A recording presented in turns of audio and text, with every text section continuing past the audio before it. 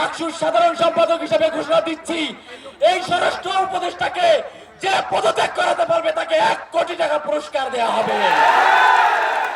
আবার সকল রাজনৈতিক দলকে এক জায়গায় বসিয়ে দিয়েছে।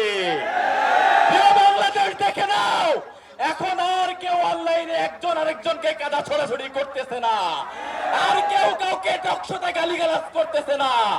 হাদি প্রস্তের সবাই এক হয়ে গেছে।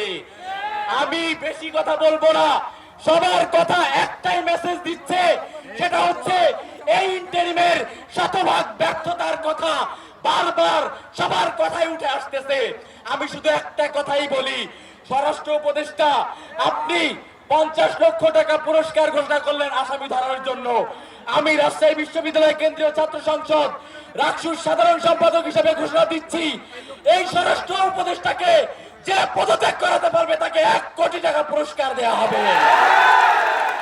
এবং সাথে সাথে আজকে এখানে যারা এসেছেন, দল মত মতাদর্শ নির্বিশেষে ভারতীয় আধিপত্যবাদ এবং আওয়ামী ফ্যাসিবাদের প্রশ্নে সবাইকে এক হয়ে এক ছাতার নিচে কাজ করার আহ্বান জানিয়ে আমি আমার বক্তব্য শেষ করছি।